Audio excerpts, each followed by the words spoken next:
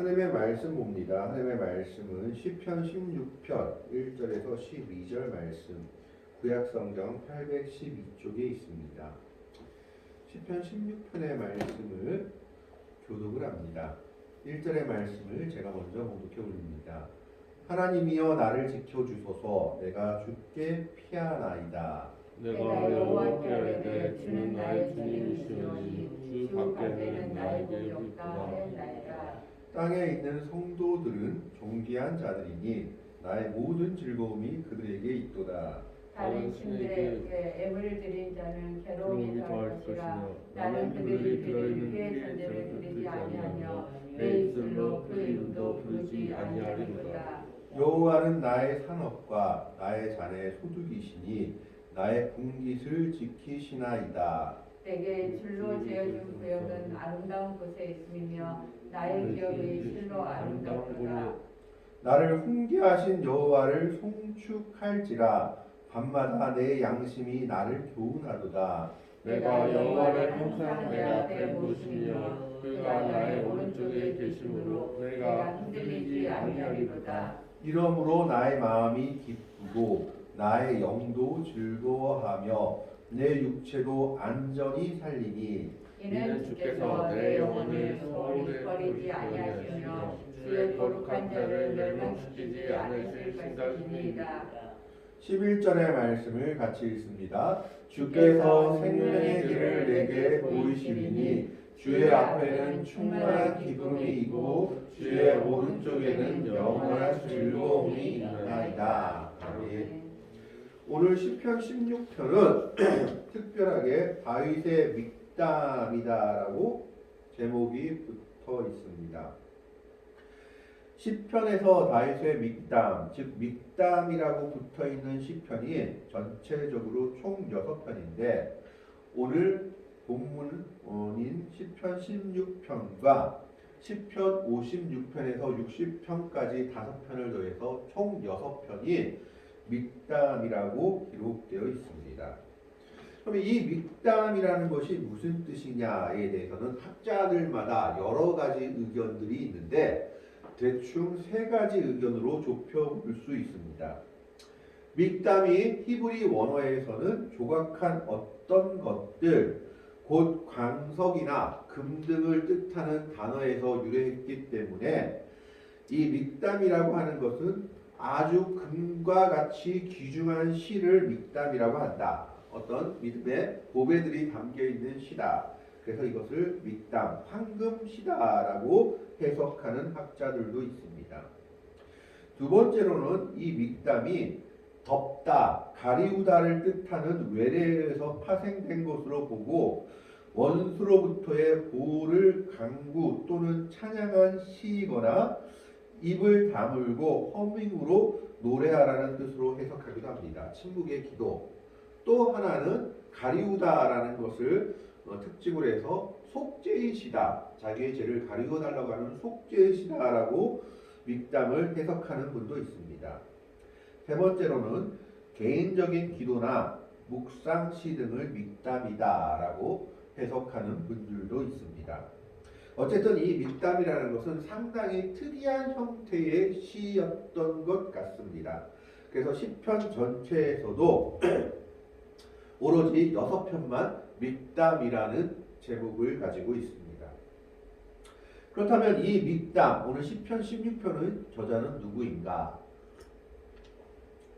여기에 대해서도 학자들마다 조금씩 견해가 다른데 성경에서는 다윗의 믹담이다라고 분명하게 얘기하고 있지만 오늘 본문 말씀에 보면 4절에 다른 신에게 예물을 드리는 자는 괴로움을 더할 것이다 라는 말씀을 근거로 해서 지난날에 가나안의 여러 이방신들을 섬기다가 하나님을 섬기게 된 괴중한 성도가 아닐까 추측하는 분이 있는가 하면 5절의 말씀을 근거로 여호와는 나의 산업과 나의 잔의 소득이시니 라는 말을 근거로 해서 이스라엘 백성들이 가나안 땅에 들어갔을 때 모든 지파들이 땅을 자기의 기업으로 분배받았습니다. 이때 분배받지 못한 지파가 딱 한 지파가 있었죠. 레위 지파였습니다. 레위 지파는 땅을 분배받지 못하고 하나님의 일을 하고 거기서 제사장 가문이 나왔기 때문에 땅을 분배받지 못한 대신에 이스라엘 백성들이 제사 드리는 제사 음식들이 제사장과 레위 사람들의 몫이 되었던 것을 구약의 규례법에서 기록하고 있는 것을 보게 됩니다. 그래서 기업이 없었던 사람이기 때문에 레위 지파 중에 한 사람이 지은 시가 아니냐 하는 추측을 하기도 합니다. 그러나 많은 사람들이 역시 동의하고 있는 것은 오늘 본문에 나오는 것처럼 이미 다윗의 믹담이라는 제목이 붙었기 때문에 다윗이 지은 시다라고 인정하고 있습니다. 그런데 그러면 이 다윗이 이 시를 언제 지었느냐라는 겁니다. 다윗의 70평생 중에서 언제 지었을까라고 생각했을 때 많은 사람들이 언제 지었냐고 생각하냐면 사무엘상 26장 19절에서 20절의 말씀에 기인해서 다윗이 사울에게 쫓겨서 황무지로 이리저리 도망갔을 때 사울을 죽일 기회가 찾아왔습니다. 두 번이나 찾아왔죠. 동굴에 들어가서 사울이 똥 누다가 한번 죽을 뻔했죠. 그때 사울을 죽이지 아니하고 자기 신앙을 지킨 것을 오늘 이 시에 담아서 표현했다라고 학자들이 생각하고 있습니다. 그러니까 시편 16편은 언제 지은 시냐? 다윗이 고난받을 때 사울 왕 때문에 자기가 죽을 위기를 겪으면서 도망가다가 사울 왕을 죽일 기회가 있었지만 자기 신앙 때문에 사울 왕을 죽이지 아니하고 그냥 보내줬을 때 그때 지은 시편이 시편 16편이다라고 사람들은 생각을 합니다. 학자들은 그렇게 해석을 하고 그래서 이것을 다윗의 믹담, 귀중한 황금시다라고 생각을 하고 있는 겁니다. 그러면 이 시의 주제는 무엇일까요? 1절의 말씀을 보면 하나님이여 나를 지켜주소서 내가 주께 피하나이다 라고 시작하는 것을 봐서 하나님의 도움과 하나님의 보호하심을 강구하는 시로 보여집니다. 그런데 이것이 점점 나가면서 11절에는 뭐라고 되어 있냐면 주께서 생명의 길을 내게 보이시리니 라고 말하고 있는 것을 보여주고 있습니다. 결국 이 시편의 주제는 뭐냐면 처음에는 하나님의 보호를 강구하는 것처럼 보이지만 결국 이 시편의 주제는 무엇이냐? 영생의 길에 대한 생명의 길에 대한 것이 이 시편의 주제라는 겁니다. 생명의 길을 얻기 위해서는 어떻게 살아가야 되는가? 생명의 길을 얻기 위한 삶은 어떤 삶인가를 말하고 있는 것이 이 시편이다라는 겁니다. 그래서 그 생명의 길을 얻기 위한 삶이 무엇인지 오늘 말씀을 한번 생각해 보면서 같이 나누고자 합니다. 2절의 말씀을 보면 내가 여호와께 아뢰되 주는 나의 주님이시오니 2절 한번 틀어주시길 바랍니다. 주는 나의 주시오니 하나 2절 한 번만 틀어주세요. 내가 여호와께 아뢰되 주는 나의 주님이시오니 주밖에는 나의 복이 없나이다. 이것을 원어로 문자적으로 해석하면 이렇게 해석된다고 합니다. 원어를 보면 나의 선함은 당신에게 없나이다. 말이 이상하죠. 나의 선함은 당신에게는 없나이다. 이것을 탈굽 즉 히브리 랍비들이 해석한 해석을 따라서 개정 표준역에서는 뭐라고 해석하고 있냐면 당신을 떠나서는 나에게는 선한 것이 하나도 없습니다. 하나님을 떠나서는 나에게 좋은 것들, 선한 것들이 하나도 있을 수 없다라는 겁니다. 그것이 하나님밖에는 나의 복이 없다라는 의미이죠. 주를 떠나서는 주밖에는 나의 복이 없다라는 의미는 결론적으로 무슨 의미냐? 하나님을 떠나서는 좋은 게 하나도 나한테 일어나지 않는다라는 겁니다. 하나님 안에 있는 것만이 참된 복이다라고 얘기하고 있습니다. 그러면서 3절에 이렇게 얘기합니다. 땅에 있는 성도들은 존귀한 자들이니 나의 모든 즐거움이 그들에게 있다. 성도라는 것은 하나님의 즐거움을 공유한 자들입니다. 그래서 가장 큰 복을 받는 사람들이죠. 성도는 이 땅에서 하나님의 나라를 바라보며 하나님이 주신 기쁨을 누리는 사람들이다라는 것입니다. 그러면 어리석은 사람들은 누구냐? 4절에 나와 있습니다. 다른 신에게 예물을 드리는 자는 괴로움이 더할 것이라. 나는 그들이 드리는 피의 전제를 드리지 아니하며 내 입술로 그들로 부르지 아니하리로다. 어리석은 자는 다른 신에게 예물을 드리는 자입니다. 이스라엘 백성들은 하나님만을 섬긴다고 철석같이 약속해 놓고 가나안 땅에 들어오자마자 그들이 육축 생활에서 농경 생활로 바뀌니까 농사의 신이었던 가나안의 바알과 아세라 신들을 섬기기 시작했습니다. 자기들이 농사 지으니까 농사가 잘 되기 위해서는 농사의 신을 섬겨야겠다. 하나님도 섬기지만 농사를 잘 되게 해주는 신도 섬겨야겠다라고 생각해서 우상 숭배가 만연했던 겁니다. 그래서 그들의 우상 숭배 때문에 그들은 결국 멸망의 길을 걸어가게 됩니다. 바로 그것이 어리석은 자들의 모습이다라는 것을 말하고 있죠. 그래서 이 시편 저자는 다른 신에게 예물을 드리는 자는 괴로움이 더할 것이다 라고 말하면서 나는 그들이 드리는 피의 전제를 드리지 아니하겠다라고 얘기합니다. 전제가 무엇이냐 하면 예물을 드릴 때 부어서 드리는 제사를 전제라고 합니다. 그래서 가난한 자들이나 아니면 좀 더 향기를 위해서 하나님 앞에 양이나 염소나 소를 제물로 드릴 때 그 위에 포도주를 부어서 드리는 제사를 전제라고 합니다. 그래서 그 전제를 완전히 태워버립니다. 태우면서 그 제물과 함께 향기로운 냄새를 나게 하는 것이 전제였죠. 그런데 이것을 본받아서 했는지 아니면 이것을 좀 따라했는지 이방 신들한테 제사 드릴 때도 그들이 어떻게 제사를 드렸냐 하면 제물만 드리는 것이 아니라 그 제물 위에 피를 쏟아 부어서 같이 그 피를 자신의 신들에게 태웠던 겁니다. 그러니까 이스라엘 백성들이 전제를 드리는 것을 본받아 가지고 포도주 대신 그들은 짐승의 피나 때로는 사람의 피 같은 것도 전제로서 이방신을 섬기는데 드렸던 것입니다. 이것은 하나님 보시기에 악한 일이었습니다. 모든 생명의 근원이 피에 있기 때문에 절대 피는 함부로 할 수 없었습니다. 그래서 제물을 드릴 때도 피를 다 빼고 드려야만 됐죠. 그런데 이방 백성들은 그런 어리석은 모습으로 다른 신에게 예물을 드리며 또 하나님을 제대로 섬기지도 않으면서 하나님을 섬기는 흉내를 내면서 하나님이 가장 싫어하시는 피의 전제를 드리고 있었던 겁니다. 그런 사람들은 어떤 일만 있느냐? 괴로운 일밖에 없다라고 말하고 있는 겁니다. 그러면서 시인은 자신의 소망은 오로지 하나님께만 있다라는 것을 얘기하고 있죠.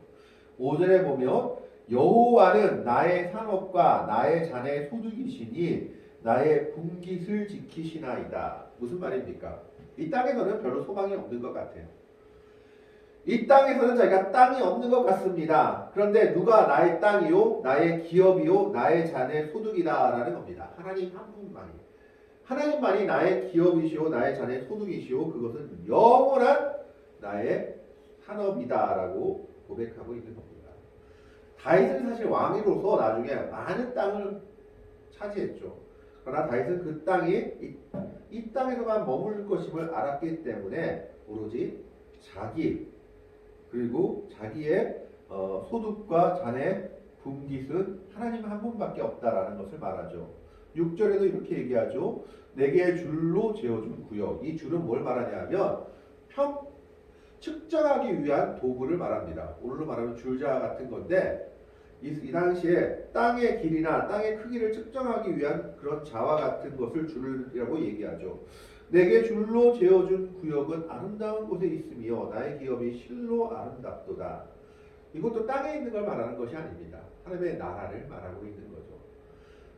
지금 다윗이 바라보고 있는 것은 이 땅의 소망이 아니라 하나님의 나라를 바라보며 그곳을 소망으로 삼고 있는 겁니다. 자, 그러면 그 소망으로 삼고 있는 하나님의 나라를 가야 되는데 그 나라를 갈 수 있는 방법은 무엇인지에 대해서 7절에 말하고 있죠. 7절의 말씀에 보면 넘겨주시기 바랍니다. 7절의 말씀에 보면 7절을 보여주시기 바랍니다. 7절을 보여주시면 나를 훈계하신 여호와를 송축할지라 밤마다 내 양심이 나를 교훈하도다. 나를 훈계하신 하나님을 송축하다라고 말하고 있죠. 나를 훈계하신 하나님은 바로 나를 꾸짖기도 하시고 바른 길로 이끌어가기도 하신다라는 것입니다. 그럼 하나님은 무엇으로 나를 훈계하고 계실까요? 하나님의 말씀입니다. 디모데서에는 하나님의 말씀을 나를 하나님의 의로 책망하고 감동하고 의로 교육하게 바르다라고 얘기하고 있습니다. 하나님의 나라에 들어가는 법은 한 가지입니다. 하나님의 말씀을 가까이 하는 겁니다. 그리고 그 말씀 가운데 사는 겁니다. 그래서 나를 훈계하신 여호와를 찬송하라라고 얘기합니다. 그리고 밤마다 내 양심이 나를 교훈한다라는 것은 양심은 하나님이 주신 우리 인간의 최후의 보루입니다. 그래서 이것을 내 양심을 어디서는 원어에서 내 심장이다라고 얘기하고 있습니다. 내 심장이 나를 교훈한다. 내 마음속에서부터 이게 하나님의 뜻이고 아닌 것이 하나님께서 알려주시고 계시고 그것을 정확하게 말하고 있는 것은 하나님의 말씀이다라는 것이죠. 그래서 하나님의 말씀을 가까이 하는 삶이야말로 우리가 하나님의 나라에 들어가는 길이다라는 것을 얘기하고 있는 겁니다. 이렇게 살아갔을 때 우리는 하나님의 주신 기쁨을 누리며 안전하게 살 수 있다라고 9절 말씀을 통해서 고백합니다. 넘겨주시기 바랍니다. 8절에 보면 8절은 또 이렇게 얘기합니다. 자, 첫 번째가 하나님의 나라에 들어가기 위해서는 하나님의 말씀을 가까이 하는 삶을 살아야 하죠. 두 번째는 어떤 삶을 살아야 하냐? 내가 여호와를 항상 내 앞에 모심이요 그가 나의 오른쪽에 계심으로 내가 흔들리지 아니하리로다. 내가 여호와를 항상 내 앞에 모심이다라는 것은 항상 하나님과 함께 한다라는 겁니다. 그럼 이건 무슨 말을 말하느냐? 에녹처럼 하나님과 동행하는 삶을 산다라는 것을 의미하고 있습니다. 하나님과 함께 기도하면서 말씀 보면서 찬양하면서 언제나 하나님을 생각하는 삶을 살고 있다라는 겁니다. 그것이 하나님의 나라에 들어가는 길이요 방편인 것이죠. 에녹이 300년 동안 하나님과 동행하다 하나님께서 그를 하나님의 나라로 데려가신 것처럼 하나님과 동행하는 자, 하나님을 항상 내 앞에 모시는 삶을 사는 자가 그의 나라에 들어갈 것이다 라는 것을 말하고 있습니다. 그리고 8절에 그가 나의 오른쪽에 계심으로 내가 흔들리지 아니할 것이라는 믿음의 고백을 하고 있죠. 구약에서 그리고 이스라엘 백성들의 관습에서 오른쪽은 영광과 권능의 자리입니다. 그래서 주의 우편에 앉았다라고 얘기하죠. 두 번째 의미는 뭐냐면 방어와 보호의 의미입니다. 오른쪽은 방어해 주시고 보호해 주신다는 의미입니다. 그래서 주께서 내 오른쪽에 계신다는 것은 하나님의 영광을 가지고 하나님께서 나를 지켜주신다라는 의미를 가지고 있는 겁니다. 내가 하나님과 동행하며 하나님의 말씀을 가까이 하는 삶을 살면 주께서 내 오른편에서 나와 동행하시며 나를 이 세상에서 지키시며 보호하시며 인도하실 것이다 라고 말하고 있는 겁니다. 그 삶이 어떤 삶이나 9절 삶이죠. 9절에 나온 삶입니다. 이러므로 나의 마음이 기쁘고 나의 영도 즐거워하며 내 육체도 안전히 살리니 영과 육체가 하나님 앞에서 온전한 구원을 얻게 될 것이다 라고 얘기하고 있는 겁니다. 그러면서 10절을 이렇게 얘기하고 있습니다. 이는 주께서 내 영혼을 수월에 버리지 아니하시며, 수월이라는 것은 음부라고 번역되는데 구약에서 그리고 히브리인들의 관습에서 죽은 자들이 가는 곳입니다. 그래서 완전한 죽음을 경험하는 곳이 수월이죠. 그래서 내 영혼을 수월에 버리지 않는다는 것은 내가 영원한 죽음을 겪지 않게 한다라는 거죠. 예수 그리스도를 믿지 않는 사람들은 수월에 가게 돼서 영원한 죽음을 겪게 되는 거지만 그렇지 않을 것이다 라고 말하고 있습니다. 그러면서 주의 거룩한 자를 멸망시키지 않으실 것입니다 라고 얘기하고 있죠. 이것이 개역 개정에서는 멸망시키지 않겠다고 얘기하고 있지만 개역 성경에서는 주의 거룩한 자를 썩지 않게 할 것이다 라고 얘기하고 있습니다. 아니 주의 거룩한 자가 썩지 않다니, 아니 죽어서 썩지 않는 영혼이 어디 있을까 싶은데 이것은 다윗이 자기에 대해서 말하는 것이 아니라 미래에 대해서 말하고 있는 겁니다. 사도행전 2장 24절에서 32절에 보면 베드로의 설교가 나오는데 이 다윗의 시편 16편 이 10절의 본문을 가지고 이렇게 얘기합니다. 다윗이 그리스도의 부활하심을 미리 보고 예언한 것이다. 그가 선지자로서 예수님이 십자가에 달려 돌아가시지만 무덤에서 썩지 않고 부활하실 것을 보고 미리 예언한 것이 오늘 16편 10절의 말씀이다라는 겁니다. 주의 거룩한 자를 멸망시키지 않을 것이다. 주의 거룩한 자를 썩지 않게 하실 것이다. 라고 다윗이 예언했다라고 얘기하고 있는 겁니다. 그러면서 결론적으로 11절에 이렇게 얘기하죠. 주께서 생명의 길을 내게 보이시리니, 지금까지 생명, 영생으로 들어가는 길을 하나님께서 우리에게 알려주셨다라는 겁니다. 그 길을 걸어가는 자에게는 어떤 결과가 있느냐? 주의 앞에는 충만한 기쁨이 있고 주의 오른쪽에는 영원한 즐거움이 있나이다. 생명의 길을 가는 자의 결국이 어떤 결국이냐? 충만한 기쁨을 가지고 사는 삶.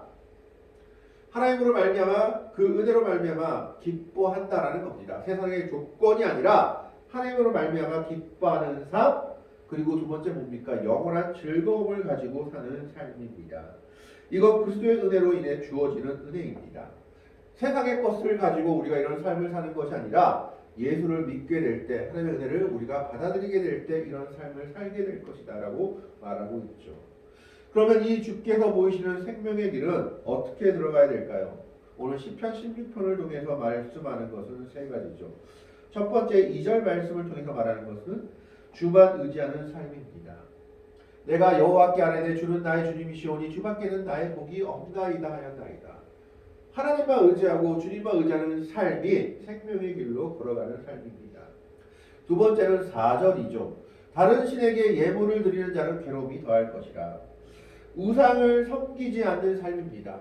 내 마음속에 우상이 없어야 되죠. 오로지 하나님 한 분만이 나의 하나님이 되어야 됩니다.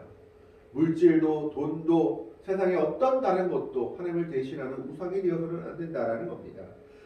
우상을 섬기지 않는 삶이 우리가 생명의 길로 들어가게 되는 삶입니다.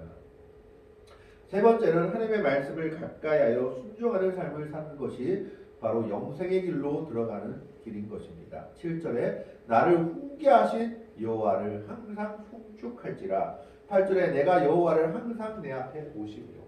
하나님의 말씀을 가까이 하며 하나님과 동행하는 그 삶이 바로 나로 하여금 영생에 들어가게 한다라고 시편 기자는 오늘 고백하고 있습니다. 하나님께서는 우리 앞에 생명의 길을 보여주셨습니다. 그 생명의 길을 들어가는 방법은 세 가지입니다. 하나님만 의지하고 하나님의 우상을 섬기지 않고 하나님의 말씀대로 순종하며 하나님과 동행하는 삶이 우리로 하여금 생명의 길로 영생의 길로 들어가게 하십니다. 그 길을 걸어가는 복된 성도들에게 주어지는 복은 무엇이냐? 충만한 기쁨과 영원한 즐거움을 그들에게 허락할 것이다 라고 다윗은 고백하고 있는 것입니다. 오늘 우리는 다윗의 고백을 바라봅니다. 다윗은 이 믹담이라는 시를 통해서 영생의 길에 대해서 말씀하고 있습니다. 첫 번째는 자기를 보호해달라고 말하고 있는 것 같지만 이것이 갈수록 확신에 차서 11절에 주께서 생명의 길을 내게 보이셨습니다. 그 길을 걸어가는 자가 되게 할 것입니다 라고 말하고 있죠. 우리는 생명의 길을 어떻게 걸어갈 수 있습니까? 우리는 그리스도 예수의 은혜로 걸어갈 수 있게 된 겁니다. 그리스도 예수의 은혜를 받아들이는 자에게는 영원한 생명의 길이 허락됐고 하나님의 나라가 허락되었고, 그래서 그런 자들에게 하나님께서는 충만한 기쁨과 영원한 즐거움을 너에게 허락할 것이다 라고 약속하고 계신 겁니다.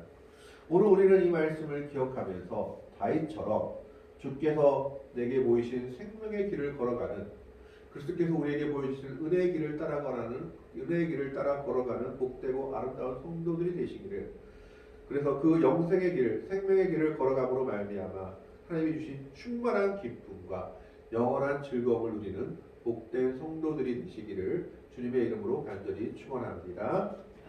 기도하겠습니다. 하나님, 다윗의 고백을 봅니다. 주께서 생명의 길을 내게 보이시